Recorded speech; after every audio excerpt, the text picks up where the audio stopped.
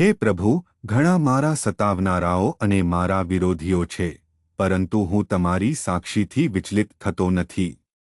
શુક્રવાર 19 જૂન 2026. આજે સવારે અમારા ધ્યાન માટે મેં મીખાહના પુસ્તક પ્રકરણ 7 શ્લોક 18માંથી પસંદ કર્યું છે. તમારા જેવા દેવ બીજા કોણ છે?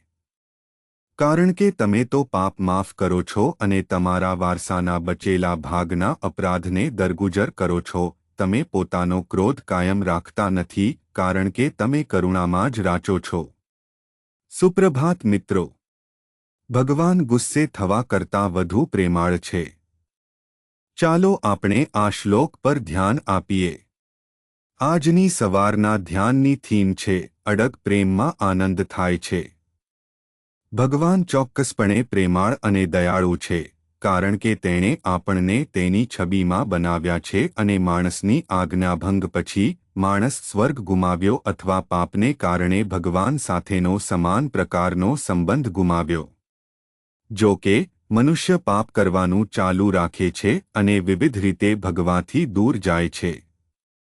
મીખાહના પુસ્તકમાં આપણે જોઈએ છીએ કે કેવી રીતે દેવના લોકો ભગવાનથી દૂર ગયા હતા અને તે વસ્તુઓ કરી હતી જે તેના બાળકો બનવાને લાયક ન હતી. તેઓ જે કરી રહ્યા છે તેના માટે ભગવાન તેમને સજા કરવા તૈયાર હતા.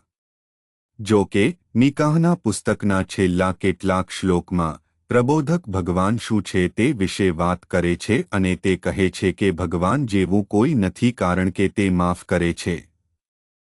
તે દરેક પ્રકારના પાપોને માફ કરે છે અને પછી તે કહે છે કે તે અપરાધ દૂર કરે છે.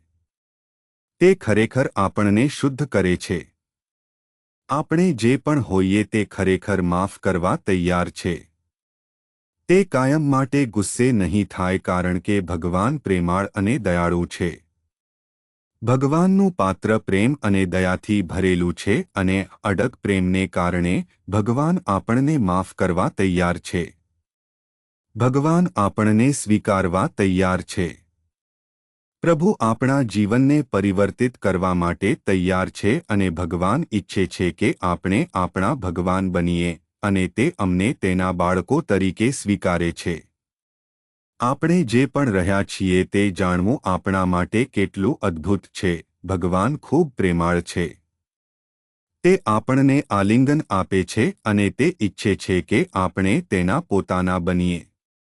તેથી ચાલો આપણે કબૂલ કરીએ. ચાલો પાછા ફરીએ.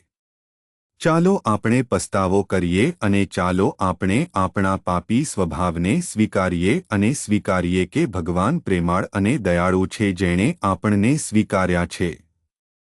પ્રાર્થના. કૃપાળુ ભગવાન, અમારા સ્વર્ગીય પિતા, અમને મદદ કરો, પ્રભુ, તમારી તરફ જોવા અને તમારા બનવા માટે. ખ્રિસ્તના નામે અમે પ્રાર્થના કરીએ છીએ. આમીન.